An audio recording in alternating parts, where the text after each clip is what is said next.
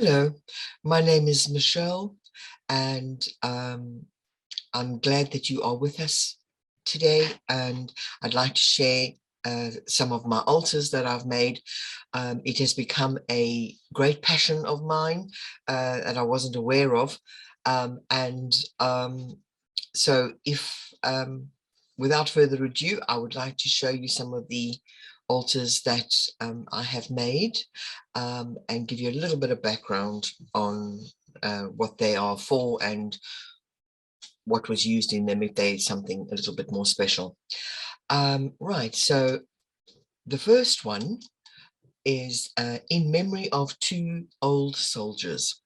This was a father and son in the First and Second World War.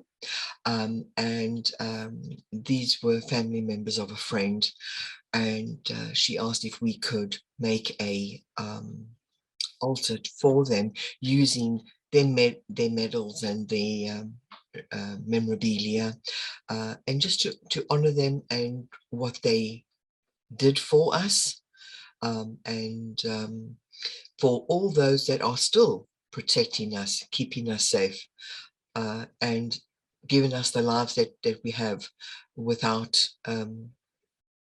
any fear or anxiety about being attacked or whatever. So it was we used obviously their stuff. We used their memorabilia. There's a little Bible there. There's the badges. Then we also put in a peace lily and lit a candle. Had a few flowers around, and it just made a lovely little spot on the table. It doesn't need to take up much space. Your altar can be fabulously large or just a tiny little area in a corner somewhere. So yes, that was our altar to the two old soldiers.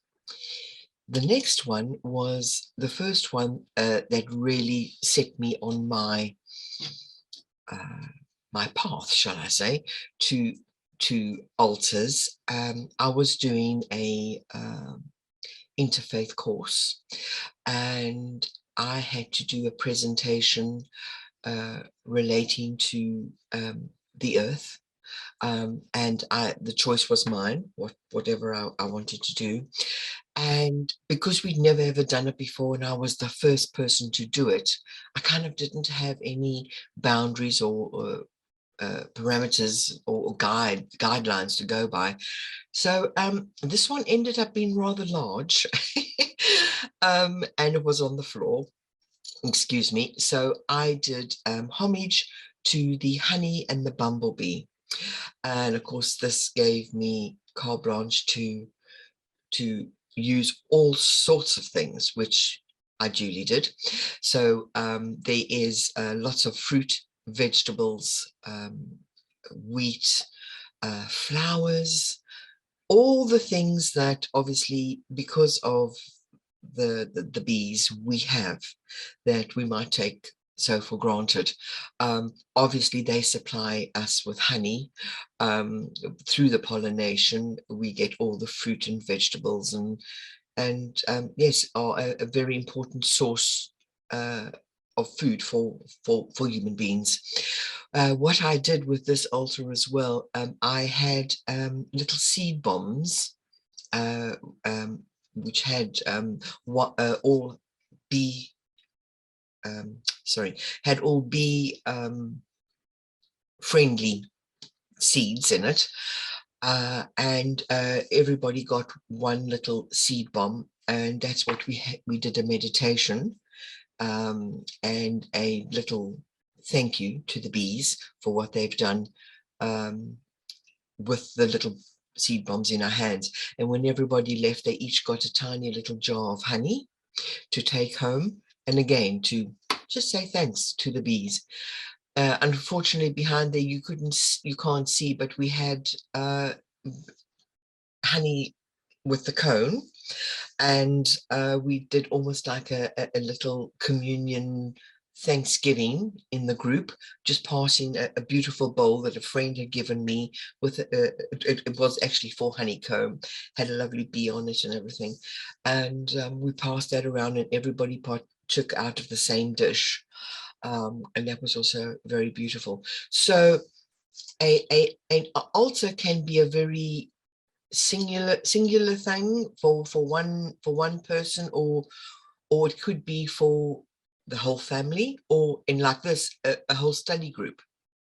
So really you're limited by your imagination. So everybody thoroughly enjoyed it. And we lit the beeswax candles, of course, and it was a lovely day. It went down well. The next one is the farewell for my mum.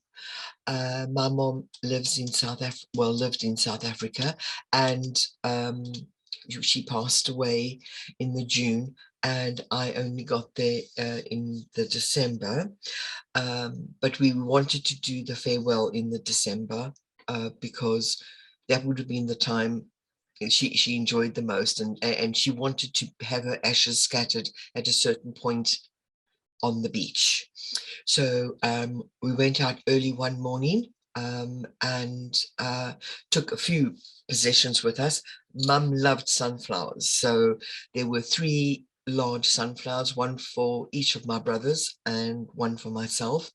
And we took a little glass shell that we put Mum's ashes in, and then we had little scoops where we could scoop out a bit of ashes and sprinkle it on the water.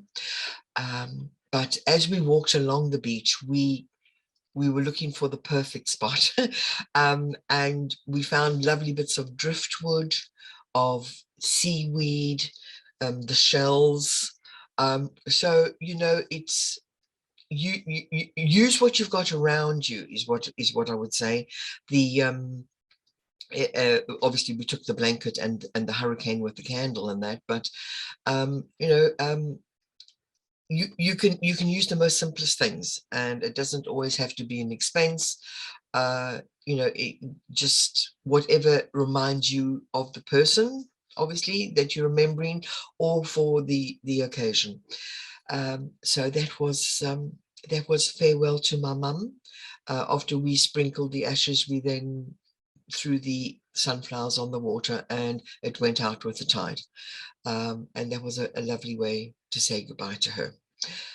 The next one was for my sister-in-law, who has since passed, but she was going through, she had cancer, and she was going through an extremely difficult time. And we knew it was really close to the end.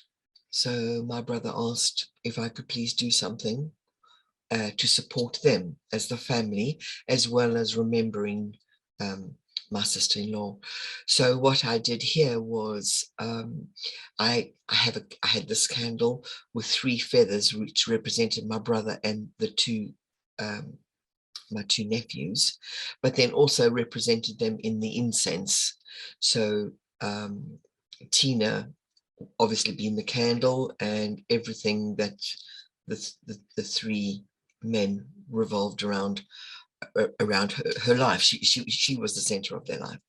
So that was just a very simplistic little altar. It was tiny. It was in a glass bowl, and I just used the pink roses because she loved pink, and she loved roses. And I also thought pink as in healing for the heart, which is obviously what they needed at that time. They needed lots of healing and just to be remembered in the special time when they were saying goodbye to her. The next one I want to show you, the same course I referred to earlier. We had a end of year retreat, and and it was all about the rainbow warrior. And so this was my altar for then. I bought this Christmas wreath, and I thought it was so beautiful that I never put it away. It is permanently up in my home, and I use it often for all kinds of things when I want to bring in a gorgeous splash of color. So I used the wreath and then brought out some of the colors in the candle, but the center main candle obviously being white. And on this little one, I put some shells, I put some rose quartz, and then there's a little stone here. I don't know if you can see, but it actually has a heart-shaped layer going through the rock, and I just thought that is so perfect. I just absolutely loved it. Found it on the beach. So again, you know, just use what you have around you, and yes, enjoy what makes you happy. And color definitely makes me happy. I love color. The next one is the next one is for a relative's cat that she was taking. It was at its end of life, and she was taking it to the vet. She knew the inevitable was coming, and she said to me, "Michelle, please, can you just have a little altar for Madame Wu," was her name. And Madame Wu loved the garden. She was always underneath all the flowers, and she loved to chase insects and things. So we did sunflowers and bumblebees. As you know, I'm a bit partial to bumblebees. So this is what we put together. That is Madame Wu in the picture, obviously. And I just used what I had at home. So again, while Cindy and Madame Wu were at the vet, I lit the candle and said a few little prayers for comfort for Cindy, for acceptance, and for peace for Madame Wu. So our four-legged friends are extremely important to us, especially those of us that don't have children. But I think, you know, our four-legged friends have very, very special places in our heart. And just like our human relatives and family members and things like that, we can also remember them and honor them, because they have brought so much joy and love and entertainment into our life during the lifespan that they blessed us with. So that was my altar to Madame Wu. Then we were very lucky, my friend and I, well, Jeannie and I, we were very lucky to be invited to a Diwali festival. And we love festivals and rituals and celebrations, and so we went along, and it was obviously Diwali, the festival of light, and this was an amazing collage of colors and ingredients and different. There's a I think three slides here. I'll go through the different slides. This was when you came in the front door. So they were celebrating 25 years of the temple in London, and I'll go into more detail when we focus on the arrangement on the floor. But it was just so beautiful, all the lights, the candles, the colors, and of course the women in their beautiful saris. They looked absolutely stunning. And it just, well, color just lifts my spirits, and I'm sure a lot of people. So yes, I was terribly excited to be there. The next one was all the different foods, and this was in a hall. So the food was arranged on the stage. The entire stage had this tier system where it had all the food, and this food had been blessed by the priest, and then at the end of the evening, once they had done all the Thanksgiving and their talks and things, all this food was brought down, and everybody got to share with the blessed food, which was a beautiful thing to witness and to be allowed to partake of. And so there were all different kinds of foods and things, obviously vegetable based, and yes, it was just amazing what they'd done with all different things. And again, I just loved all the color. Then they had an altar in the front of the stage, which was made up of, there were three of these, just of different vegetables that had been used in all the food that was prepared on the stage. So again, a beautiful selection, fabulous selection actually, and fabulous colors. And so a real feast for the eyes as well as for the tummy. That was our Diwali. Then if, yes, sorry, there are a few more. This is going back to the entrance when we came in. This little elephant is made up of lentils, tea leaves, and coconut. So it just goes to show what you can use. Again, things that you have in your cupboard. Yeah, so the different types of lentils, and then the dark bit obviously was the tea leaves, and his outline was in coconut. This one, obviously the outline of the temple, their temple, and using coconut, but all the gold bits are the Ferrero Rocher chocolates. So I thought, oh, that was a nice touch to to use that. And then of course they also used gold discs as in money, so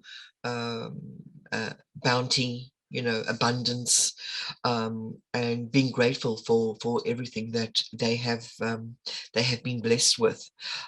So it was a lovely way to celebrate and to say thank you for what they had received through their faith. Then coming up to what we are celebrating now, and that is Halloween, Remembrance, Thanksgiving. This is the altar that I did for this evening, and we have all three elements in there. The witch's hat, which has got a little forest scene on it, with all the little creatures and mushrooms and things like that, and then a couple of pumpkins and things, but then the basket with the wheat, the vegetables, the fruit, for harvest, for Thanksgiving, and then pictures of our dearly beloved that have passed, human and animal. Lovely pictures of the horse and the dogs and things, and the people that we miss so, and just want to give thanks, like they do with the Day of the Dead.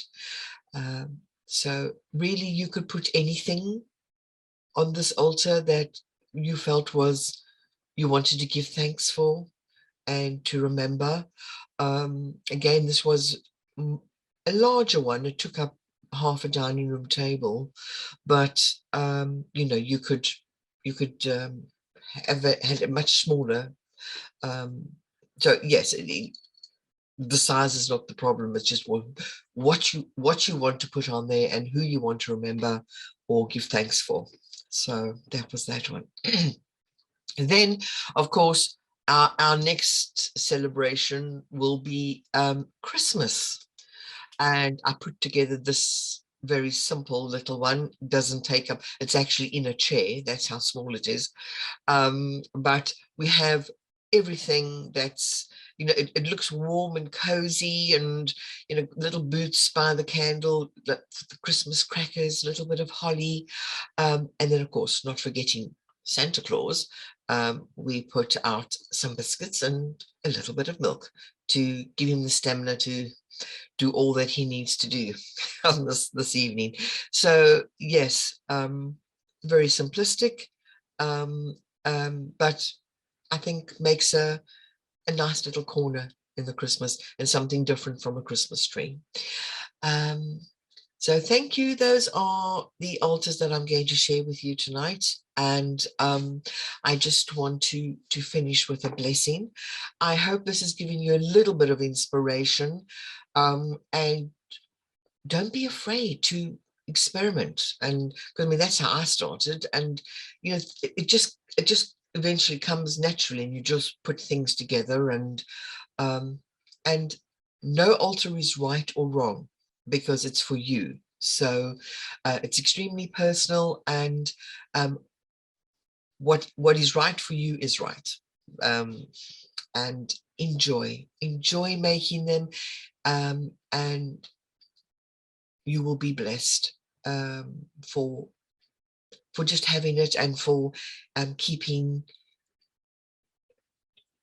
the person that you love, or the animal, um, alive in your heart, and yes, and remembering them.